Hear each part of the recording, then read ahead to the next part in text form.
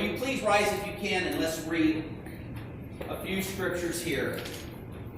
And that's going to be in the Revelation chapter 21, and we're going to read verses 1 through 5. And it says here, oh, thank you, Pastor.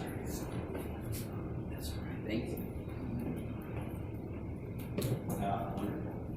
And it says, "And I saw a new heaven and a new earth, for the first heaven and the first earth were passed away, and there was no more sea. And I, John, saw the holy city, New Jerusalem, coming down from God out of heaven, prepared as a bride adorned for her husband. And I heard a great voice out of the heavens saying, Behold, the tabernacle of God is with men, and he will dwell with them. And they shall be his people, and God himself shall be with them and be their God." Can you say amen? Amen. Go ahead and have a seat. So, I want to open up the message today by reading that, because we're going to come back at the end and we're going to read a couple more verses. Now, like I said before, there's always a negative and a positive side of starting over. And I know that, Pastor, y'all are going to be going into your 8th year of ministry here, and the Lord has even better things in store for his people. Amen? And so what I want to do is I want to take a look at a couple things. Now, as Christians, a lot of times what we do is we look at things in different ways. Now, I don't know if you've heard this before, that there's something called something subjective and something objective, right? We can look at a story, or we can look at things that happen in the world, and those things are happening on the outside, and we can look at those and we can learn from them, and we can be inspired by them. But we also have things that are subjective. Those are things that are happening within us, right? It's not good that all of our relationship with the Lord and all of our Christianity should be totally subjective, right? I can read, and I need to read the Bible, and I'm going to, as our sister said here, I'm going to go be with the church. Did I get that right? I'm going to go be with the church. Be the church. I'm going to be the church, right? And sometimes as Christians, we can make everything objective on the outside without realizing that something has to happen subjectively. Right, brother? It's got to be a reality. And until it's a reality, it's just a religion. And we need more than religion. We need reality. Amen? Amen. So, as we look at the stories in the scriptures, we are experiencing events that happened thousands of years ago. Isn't it wonderful how that we can look at the Bible, we can read the scriptures, and this happened 2,000 years, maybe 3,500 years ago, and yet it's real and fresh today. Yes. How could the Bible talk to me personally when it was written over 2,000 years ago, 1,500? You know, all these things are happening a long time ago, and yet they are relevant to us today. So when we're looking at the newness of life, or new beginnings, I want to take a look at 3 different instances today that happened in the New Testament, that happened to disciples and people that were followers of Jesus Christ, and how that it started out as something objective, all right? Remember, that's on the outside of us, and became something subjective in their lives. And when we think about a new beginning, what that entails and what that really means. I'm going to go ahead and I'm going to start off. I'm going to be in the book of Luke. I'm going to read chapter 24. And I'm going to read verses 25 through 35 to get the story that's going on right here. So that is going to be, it's going to be Matthew 28. Matthew 28, I'm going to read verses 1 through 8. And this is after Jesus had been crucified. The disciples had seen him mocked and beaten. They'd seen him drag the cross through the streets, Via Dolorosa. And he had went as a lamb before the slaughter to the cross. They saw him die. They knew he was dead. And they were in mourning, and it was the day before the preparation of the Sabbath day. And so we're going to pick it up here. It says, in the end of the Sabbath, as it began to dawn towards the first day of the week, came Mary Magdalene and the other Mary to see the sepulchre. And behold, there was a great earthquake, for the angel of the Lord descended from heaven and came and rolled back the stone from the door and sat upon it. His countenance was like lightning, and his raiment white as snow. And for fear of him, the keepers did shake and became as dead men. How many know that anytime you see anybody that comes in contact with God or the angel of the Lord in his glory, they don't stay standing up. No.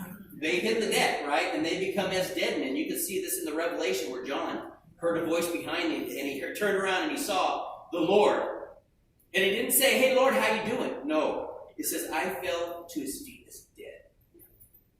That's the reality of the God we serve. Hey? He's a consuming fire. It says that they fell down as dead men. And the angel answered and said to the women, "Fear not ye, for I know that you seek Jesus, which was crucified. He is not here, for he is risen, as he said. Come, seek the place where the Lord lay." See the place. "And go quickly and tell his disciples that he is risen from the dead. And behold, he goeth before you into Galilee. There shall ye see him. Lo, I have told you." Yes. Now, I don't know about you, but this is a pretty fantastic event that happened in the life of Mary Magdalene. Where were the disciples? Where were the throngs that followed Jesus along the way? Where were the people that were fed? The 5,000 and the 4,000, not including women. Where were all these people? Yes. When it all came down, there was just a handful of people at the cross. And there was a couple disciples, a couple followers that buried him. And they closed the tomb, and they sealed the door, or the stone, and they went their way. And there was only a couple people that came back after it was all said and done to come and to take care of the Lord's body. Yes.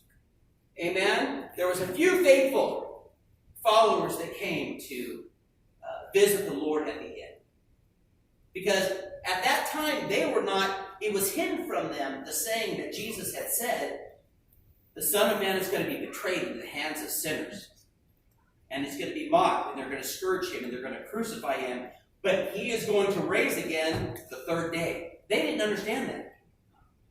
The rulers of this world didn't understand it, because it says in the scriptures, if they would have understood, they would never crucify the Lord of glory. So they were all blinded to the reality that Jesus was going to be rising the third day. Now, so she comes to the sepulchre, the stones rolled away, and she gets a message. "Go and tell my disciples that I am going to meet them at a designated place." Amen? Amen. Now, there's more to the story, but I'm going to have to leave that there because we're going to come back when I make my point, hopefully speedily, of what the significance of the going is. See, first she had to go to the sepulchre, right?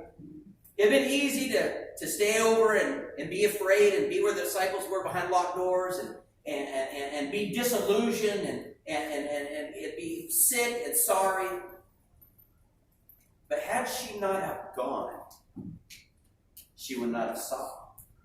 And if she hadn't saw, she wouldn't have got a message. Yes, sir. And how many of us want a message from the Lord? Yes, sir. How many of us want, what is that next step? What is that new beginning? What's the next chapter of my life? I want you to remember what we're just talking about right now, because we're going to come back. The second circumstance here is going to be found in the book of Luke, chapter 24. And I'm going to read to you verses 25 through 30. Again, this is at the end. This is after Jesus has been crucified. And it says here, let me get to 25. Now, a little background here. Jesus had already been raised from the dead. But there were some folk that were going to another city called Emmaus. Anybody heard about the road to Emmaus? Yes. There was a couple people walking along that road. And they were talking. And they were discussing the things that had happened to Jesus and all the things that were going on. And it says, as they were walking and they were talking about Jesus, suddenly Jesus came up and walked along beside them. It says, but their eyes they had these blinders on. They didn't know it was Jesus. It was Jesus, but they didn't know, right? So here they are, they're walking, and they're talking about what had happened to Jesus. And Jesus comes alongside and he says, "What y'all talking about?" I'm going to paraphrase here. He says, "What are you talking about?" And they say to them, they say to Jesus, "Are you the only stranger here in Jerusalem and you haven't heard all that's happened? How that Jesus was crucified? We thought he was going to be the one. We were wrong, but we thought he was going to be the one. And our chief priests and our rulers condemned him and crucified him. And not only that, but it's been the third day, and there's some of our company came and said they saw him." Yeah, right. So we're going to go to Emmaus, and we're going to take care of, we're going to continue our lives elsewhere. And so they were going along, and Jesus was walking with them. Isn't it a sad thing when we can go along walking and we don't even know when Jesus is walking with us? That's been the story of my life. I don't know, is there anybody else that's been walking along wondering, I wonder where Jesus is, and maybe he's been walking right next to you? So here we pick up the story. And in verse 25 it says this. Jesus, after they told him this, Jesus said to them, "O fools, and slow of heart to believe all that the prophets have spoken. Ought not Christ to have suffered these things, and to enter into his glory? And beginning at Moses and all the prophets, he expounded unto them in all the scriptures the things concerning himself." Do you realize that as you read the Bible, the whole Bible is about Jesus? Yes. From Genesis to the Revelation, every book, every chapter, Jesus is there. Yes. And yet, a lot of people only know him from the New Testament. Do you know that if it wasn't for the Psalms and the prophets, that we would have very little of the experience in the life of Jesus Christ? Do you know it said before Jesus was on the cross, before he said, my God, why have you forsaken me?" It's in the Psalms. Do you know that in Isaiah 53 it says he was despised and rejected of man, a man of sorrows and acquainted with grief? If you didn't have that, you would not have the full richness, the full view of Jesus Christ. And so when you're reading the Bible, don't read like, okay, here we go, we're in Numbers. No. Jesus is even there. The genealogies that he goes all the way back through that silver thread, all the way back to Adam, all the way back to eternity past to eternity future. He is God. Amen. He is there. So he says, in the beginning at Moses, and they drew near in verse 28 unto the village where they went, and he made as though he would have gone farther. I love Jesus. He's so good, isn't he? He knew what he was going to do, but he made as if he would go further. But they constrained him, saying, "Abide with us, for it is towards evening, and the day is far spent." And he went in to tarry with them. And it came to pass, as he sat at meat with them, he took bread, and blessed it, and brake it, and gave it unto them. And now I'm going to skip, because there's another portion I'm going to read, but I'm saving some of this, I'm saving the cherry on top stuff to the very end, okay? And then I'm going to pick up, I'm going to start reading also in verses 33 and 34. And this is after their experience with Jesus. And it says, "And they rose up that same hour, and returned to Jerusalem, and found the 11 gathered together, and them that were with them, saying, The Lord has risen, or is risen indeed, hath appeared to Simon. And they told what things were done in the way, and how he was known to them in the breaking of bread." Fellowship. Being together. Eating a supper. That's probably what's nice about being able to go to a place like Teen Challenges. You're with a lot of other brothers. You're breaking some bread with some people, right? Yeah. Amen? Or going to somebody else's house for some fellowship, and you sit down for a meal. There's something different about breaking bread. There's something different about, and it says here that they went and said how the Lord had been revealed to them in the breaking of bread. That's wonderful. I don't know about you, but that ministers to my heart. Now, the third story here is going to be found in the book of John. And it's going to be in chapter 21, verses 1 through 6. Now, again, Jesus has already been crucified. He's already risen from the dead. He's already appeared to other people. And it says here that Peter, now we know what happened to Peter. And I can sympathize with Peter. I can sympathize with the man Peter because Peter was the first guy to speak up about everything, wasn't he? Peter was the guy that when Jesus walked on the water, he said, Lord, if it's you, let me walk on the water, right? I mean, Peter was an extraordinary, outgoing leader. But Peter was also, in the flesh, was a weak person. He thought he'd be ready. He thought he would be ready for the hour that the Lord said, Peter, I prayed to the Lord. Satan has sought to sift you as wheat, and I prayed to the Lord. Amen. I prayed for you that you would hang on. I'm paraphrasing here. And after you've been converted, feed my sheep. No, Lord, you know. These guys, everybody else, that these guys are capable of denying you. But Lord, you know I'm not that guy. I'm your man. But when everything came down to it, guess what happened? Jesus said, before the rooster crows twice, you're going to deny me thrice. It says that a little girl came to him and said, I know you. You were... No, first of all, I don't even speak your language. I don't even know what you're talking about. Then somebody else came and said, didn't I see you? I think you know. It says he began to curse. Wait a minute. That's Peter. He walked on water. He was part of the ministry. And he ministered. He raised the dead. He healed the sick. This is Peter. So the third time, it says he began to swear. And he began to say with oaths, I don't know the man. That was Peter. Now, I don't know if you've ever found yourself in a place where maybe you didn't follow Jesus as closely as you could have, or you should have. And maybe you could relate with Peter. And so you can understand now the situation that Peter was in. I'm done. Ministry's over. There's nothing left for me. And the only thing I know is what? I know fish. So Peter says, I go fishing. And some other folk that were with him said, we're going fishing with you, because we know how to fish too. Jesus is gone. Our hopes and dreams of being a part of this kingdom that he said he was going to be the head of is over. And so I'm going to go fishing. And so they went out, and it's a very familiar story because when Jesus first called them, they were fishing. And they had been all night without catching any fish, and here it is again. At the end, that they go back to fishing, and guess what? All night long they caught big goose egg. Nothing.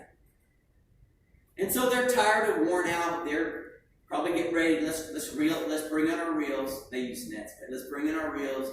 And fishing's over. And it says here in verse 21, I'm going to read 1 through 6.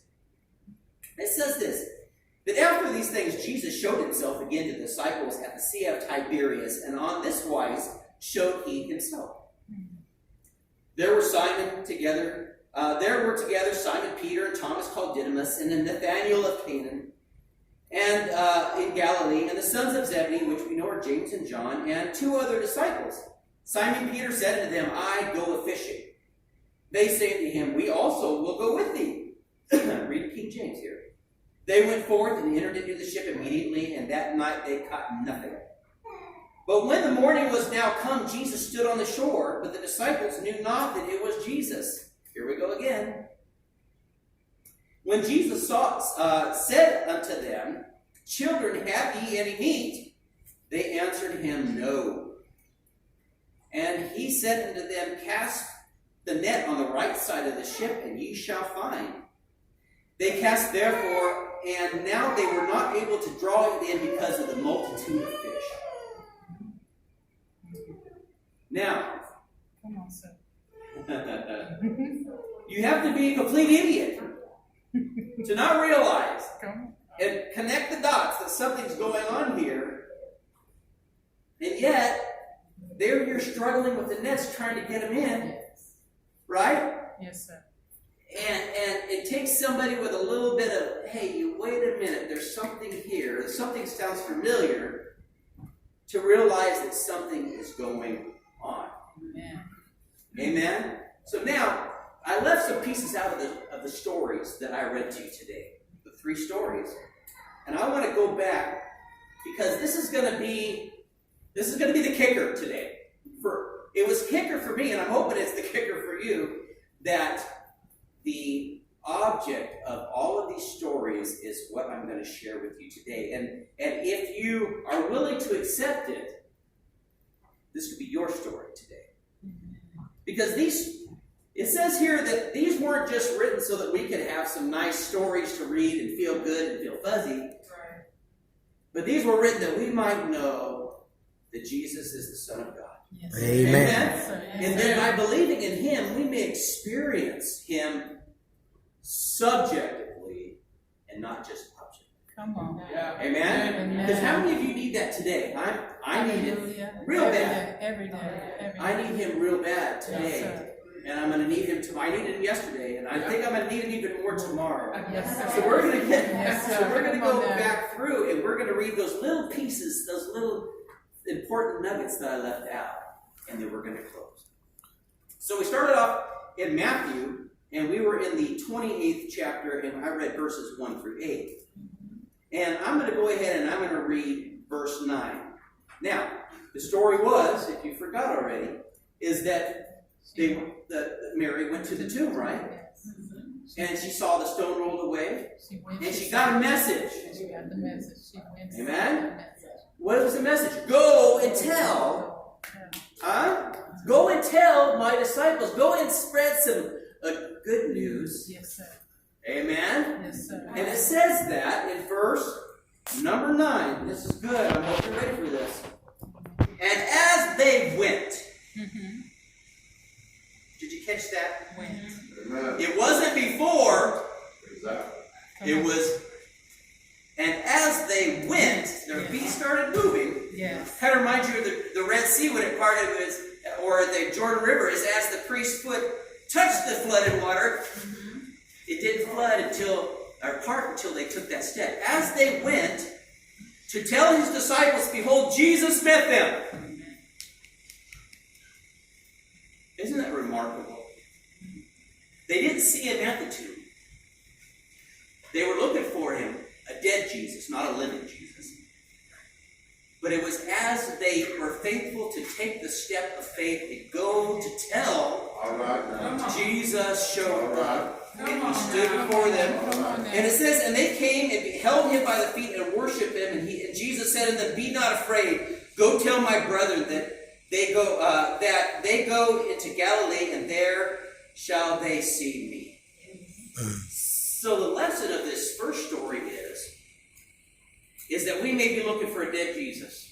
Come on.